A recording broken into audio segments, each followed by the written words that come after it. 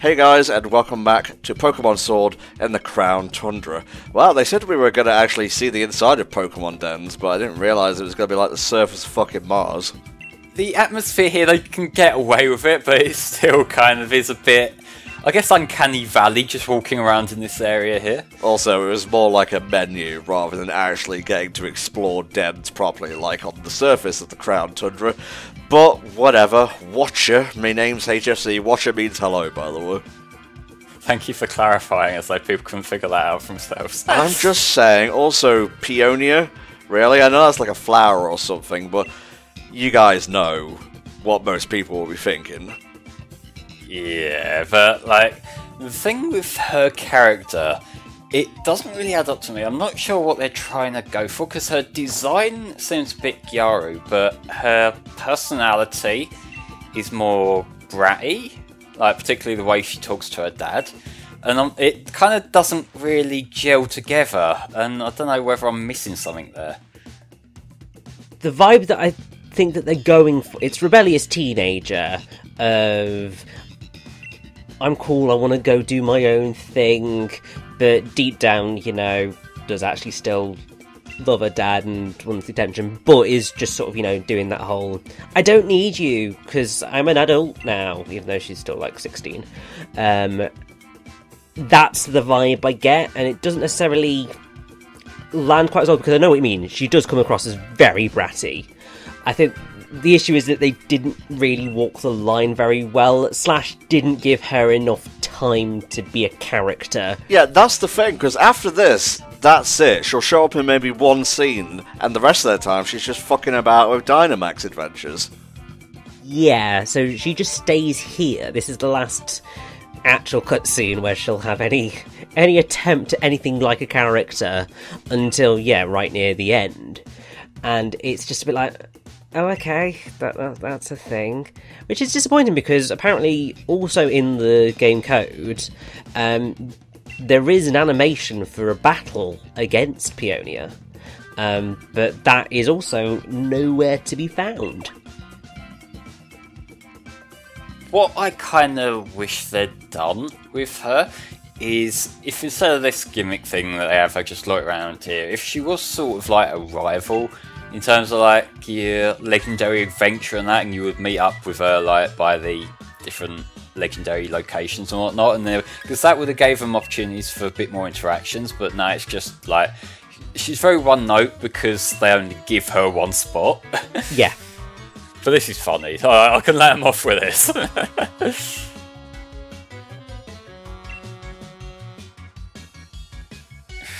Bless him. He's trying. He's trying so hard.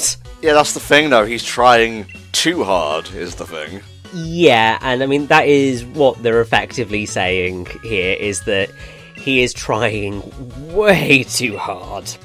Also, Peony takes a lot of punishment throughout this DLC. I don't know whether that was meant to come off as funny or not, but it's an interesting thing to consider. Well, they've made him the sort of butt of the joke dad, which is quite common, let's be fair. Yeah. Well, it's a nice contrast to Rose, who didn't really get, you know, made into the butt of the joke all that much. He lost for sure, but he was always mostly composed and whatnot.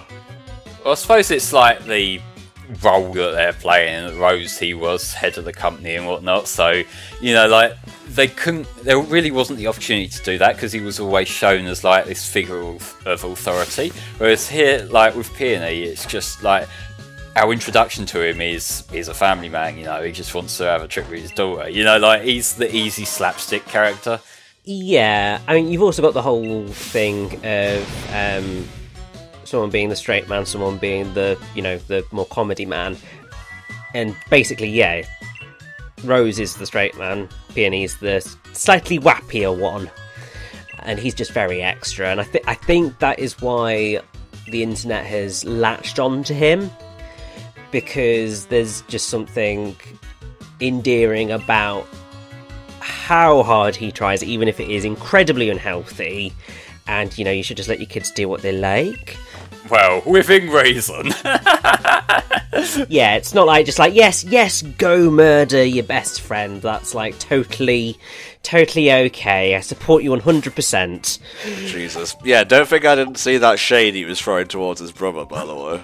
Oh, yeah. You really need to be Gynax posing in your trainer card. Well, I'm not Gynax posing. I'm about to tell you why Steven Universe is a bad show. No, I feel like this is more like the furry avatar trying, like, about to take down the SJW's epic style sort of pose, you know? Oh, Christ. It is the fucking pose. I'm not sure which one is worse at this point. I might as well just be a fucking Charizard suitor at this point. That would be less embarrassing than either of the things we considered. True. So yeah, we gotta head off to town. There's only one town here. It's a small one, but it's cozy. It reminds me of the town in the first Paper Mario game, actually. I forget what that place was called, but it was filled with penguins, and it was like a murder mystery sort of thing, which was called Freezington. Not the most ingeniously named place, but what you gotta do? This is Pokemon, and it's, you know, DLC, so I don't think they gave it their A game of naming places. They normally try at least a little bit harder than Freezington, though, let's be fair. Oh my god, why didn't they call it Iceberg? No, that's just as bad. But, like... It's also bad. We usually have to at least send Richie off to Bulbapedia to find out what the name means. This time around, it's like, yeah, Freezington, it's cold. Well done. Lunch break now. Heard you mocking our town name, mate. We can't allow you to live. So, I am not defending how lazy the naming of this place is. I wasn't even, like, mocking it that much. Alright, go on. What I will say is if you look at the names of certain towns and stuff in the UK, they are also incredibly lazy. So, it's kind of on brand. Yeah, but still, you know, like, we've had some cooler names. We've had our Postwick, our Hammerlock, our Wyndon, you know. Like, you can do a little bit better than, ooh, it's a bit chilly, so it's Freezington. Ah, the King of Bountiful Harvests. I wonder who that could be. Maybe, I don't know, a legendary of some sort used to promote this DLC? Who knows? I like how the guy's having to just give away the merch because the legendary's got such a shitty design no one wants to buy it. Well, no, I think it's more like, look where this town is located, mate. Yeah, I know, but also I wanted to make a chap at the shitty, ugly legendary. Hey, before we did this DLC, before I even played it, before we got to recording this DLC commentary, I was like, yeah, alright, yeah, I kind of agree with the design complaints. Afterwards, I was like, my liege, I pledge my sword to ye. Agreed. It's one of those designs where you look at it initially and you just go, what the hell is that? And then, you know, once you get the character involved and you see sort of everything about it, and the one major surprise, actually, that came out of the DLC, which nobody was expecting, and I'm quite glad that they did keep it stum, it becomes one of the sort of cooler ideas, and yet I was also just like, yes! I will support you, my king. Yeah, but like, I do like the character in the DLC, but I just feel like it's such a hideous design that kind of detracts from it on the whole. I do like what they've done with him. It's just, you know, like, there's a hard limit there of what I can appreciate and what I can't. I disagree entirely, mate. Like, I see where you're coming from, but there's much worse designed Pokemon out there. Yeah, but you're the kind of person who sees CalArts art and thinks that's good. Is that meant to be an insult? Yes, it is. I'm saying you have shit taste. Well, you have low standards for criticism, mate. Yeah, I know, but still, I don't like what it looks like. The game is asking me to look at it, so therefore it's fair criticism. Well, okay then. Alright. Good info. Kind of a bit late, considering we've been travelling through snow already. Yeah, also I had to say, I feel really, really sorry for HFC, because he must be absolutely freezing right now. He sold his soul a long time ago, mate. He doesn't feel a thing. My character showed up in the Crown Tundra wearing a skirt, so, you know. Oh, careful now, there's ice creams everywhere. And giant grassy snowmen, but we're used to them now. Now, if you didn't pick Scorbunny to start with, I believe that's the first place you can get a charcoal. Don't quote me on that. Alright, let's go. Because obviously Leon will give you something to power up your starter. That is very true. And he also gives you a better fire starter in the post-game anyway, so, you know. You know, I like the Scorbunny line, but true. I also like this place, because it's an even better pun. Welcome to the Freeze Inn. See, this one's so on the nose I can appreciate because it is a pun. Like, that I'm cool with, because it's cringy, so it's my sense of humour. Freezington, not so much.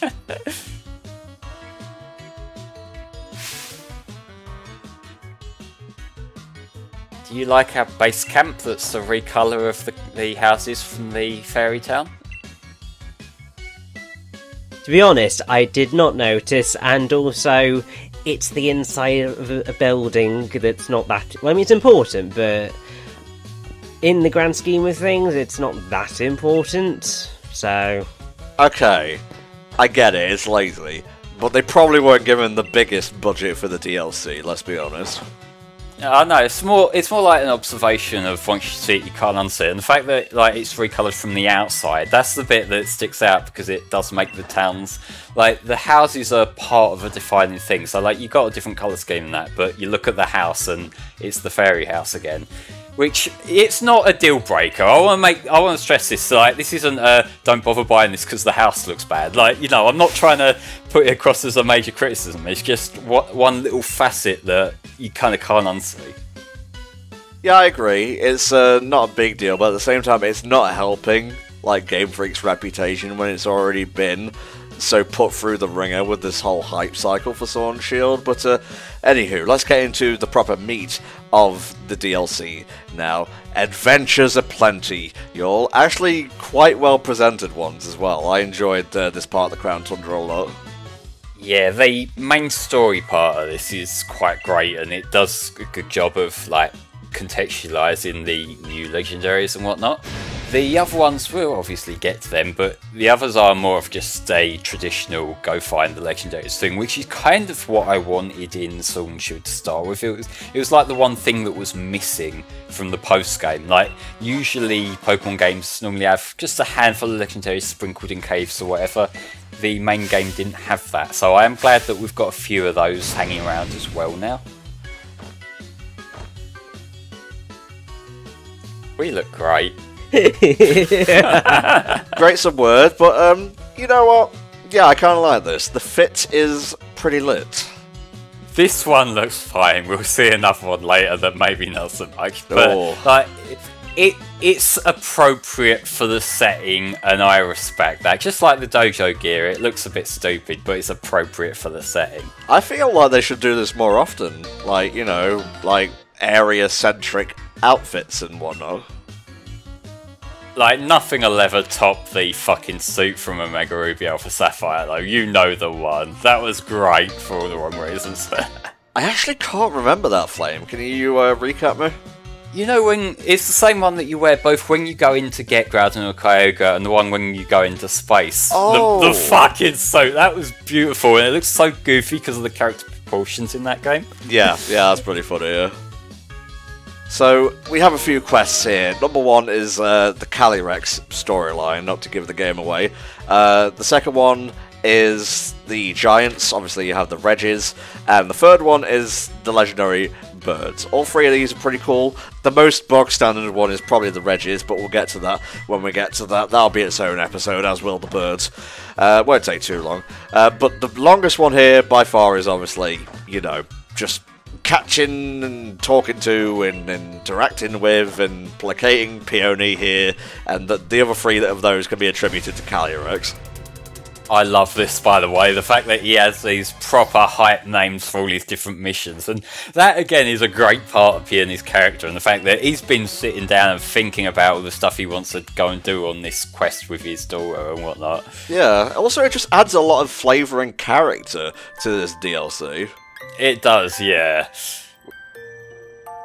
Shame all of these got data mined though, so we knew months in advance that the Reggies would be back and the Ultra Beast would be back. That's a post-story thing, is the Ultra Beast, by the way. That one we won't be covering because it involves just doing a lot of Dynamax adventures, and we're kind of done with that now.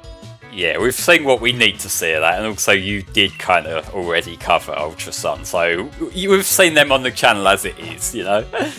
I have to say, on that one, I got really ridiculously lucky in the sense of the first legendary poke. So one of the things that happens, I don't know whether it starts now or whether it happens later on, like after you've beaten the main game, but as we've said before, you can speak to Peonia and she will say, oh, I know where X Pokemon is in the Dynamax adventures, and then you can go and say, I want to go capture this Pokemon, and that's fine, and that's great. Pretty much the first one that she said was Necrozma, and in order to finish that particular mission, you need to catch Necrozma. So, worked out pretty well for me in the grand scheme of things.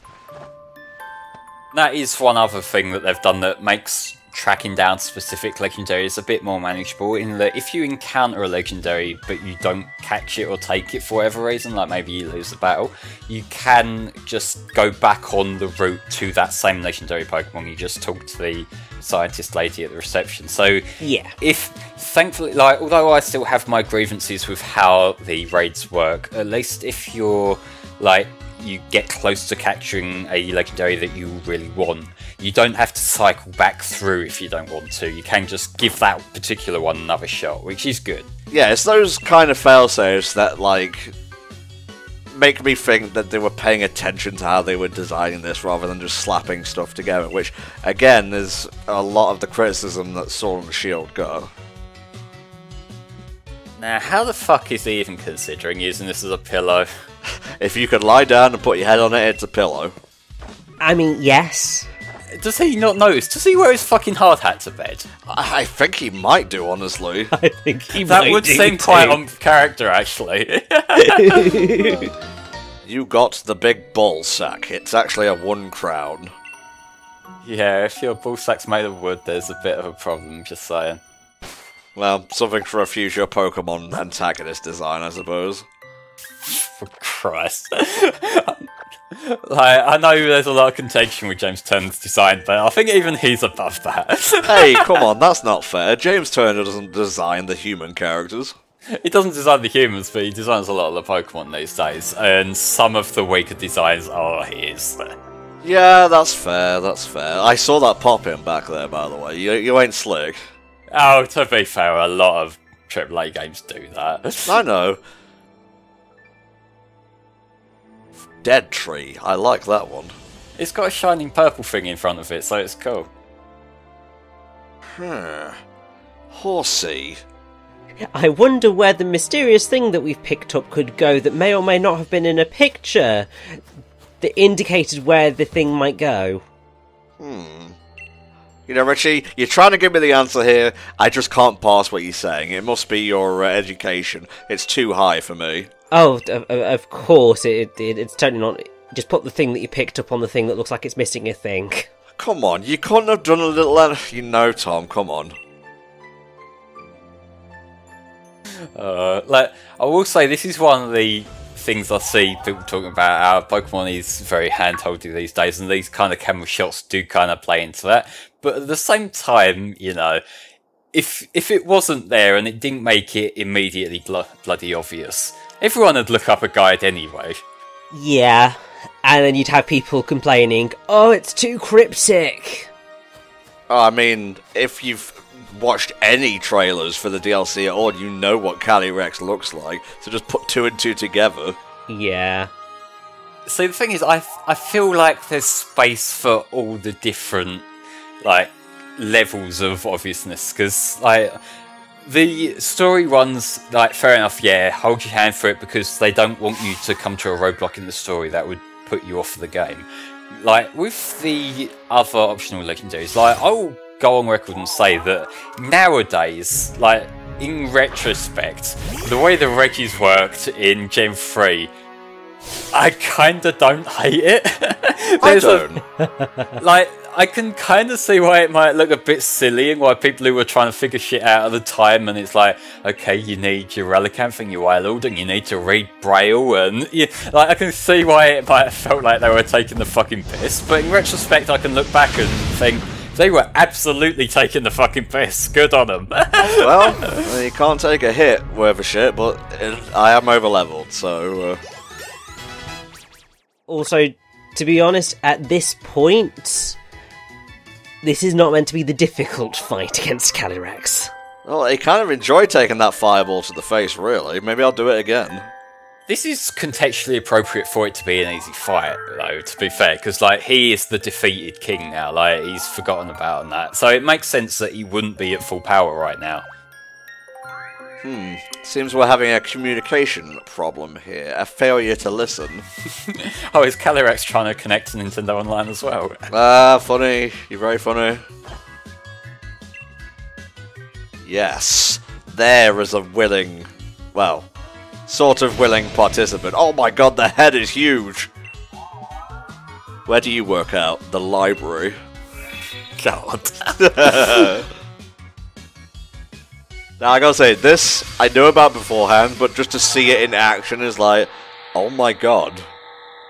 It is nice that we actually get to communicate with the legendary Pokemon in-game now, though, because this has been a thing in the anime for years, since the first film, where the legendary Pokemon can speak to the trainers and whatnot. It's nice to see that represented a little bit. Like, I can see why they've kind of avoided that, because you can kind of see there being this uncanny, like, distinction between, like, you know, this character has a fleshed out character and talks to us and has a personality. Also, we catch it and make it drink from a bowl on the floor. you know, like, I can kind of see why they dodge that, but for this character Calyrex here, given that he has such a distinct story, that it's quite important that it's him who tells us and not just legends and all that usual shit. Oh, definitely. It works for me.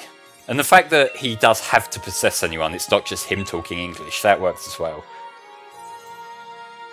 And, I mean, so, obviously, since we can now finally see him properly, I think, obviously, Flame, you do not like his design, but I think I'm totally fine with the design. I think my only misgiving with it is the long dangly legs. Yeah, so I would be totally happy if he was like, if the top part of him was still exactly the same. It's just that, you know, his legs pretty much finished where the shadow bit finishes on his legs at the minute. I think that would make him look a lot more correctly proportioned, I suppose, even though, you know, that crown is gigantic. It's the long spindly legs that just don't maybe quite sit right in the design as they probably should do. Well, what's putting me off is the top half of him, his head, his face, and obviously the crown. That, to me, suggests he should be quadruped, but his body is biped. So, because, like, having him, like, obviously, later on we'll see that it makes sense for him to be bipedal, but just seeing him standing there right now, it looks completely off balance. His design just doesn't stand out, like, it just doesn't work for me, even when you consider that he floats rather than walks on the legs. yeah, that's true. Also, speaking of the whole quadruped versus biped thing, Game Freak has a real problem, especially with starters, of, like, just blinking, and, like, they basically play chicken with themselves and lose. Like, I have no problem with Incineroar, for example, being bipedal, because it's informed by his, you know, occupation, quote-unquote, and it works for the character. But there's a lot of Pokemon where they should have really just been on all fours, and it looks awkward. Yeah. See, to me, like, I don't really mind that with the starters, though, right? Like, my bigger problem with, like, say, Embor was more that it's another firefighting, and now we've kind of broke the trend and Incineroar is Dark type instead. That's fixed my problem with him. I kind of feel... I get where people are coming from in that they do seem a little bit samey, and I don't hate Cinderace's design, but I'm not a big fan of it either. Maybe having a quadruped rabbit would have worked a bit better. It's one of those things. We'll get various different designs as we continue on. I mean, the ongoing thing with Pokemon is always going to be, and it has been since the first generation, you cannot say, looking back, that all of those designs are winners, but you're always going to have some designs that are better and some designs that just aren't. It's the curse of having so many creatures that you're creating for a single title. And inevitably, some are going to be better than others, and... Well, there's higher expectations for the starters and the legendaries, which are meant to be, like, the cool ones. Because, like, I don't give a shit if Tangler is a fucking mess, you know? I'm never going to use him. But I would like to keep my starter around, and if it evolves into something that's not all that interesting, it is a bit disappointing. Look, mate, you don't have to put Inteleon and his fan base on Blast, alright? I'm sure there's one guy who likes Inteleon. I see what James Turner was going for, but it's just not for me. That's apparently his favourite line as well. He also likes the ice creams. That's one of his favourites that he's made. So I don't really agree with James Turner's design philosophy. Yeah, well, we talked a lot about designs. We'll get into why Calyrex is here right now and what we got to do and whatnot next time, I suppose. But to start with, it's setting us up for what we're going to be doing with Calyrex, of, like, restoring his fame among all these villagers who probably don't know where they are. I mean, you could start by taking the snow away, mate. I don't think they appreciate trying to create crops at sub-zero temperatures and whatnot, but I know, that's just me. I'm just spitballing. I'm not a legendary Pokemon who goes about possessing people so he can talk human speak. Anywho, guys, that'll do us for today. Please come back next time for another installment of the Crown Tundra in Pokemon Sword.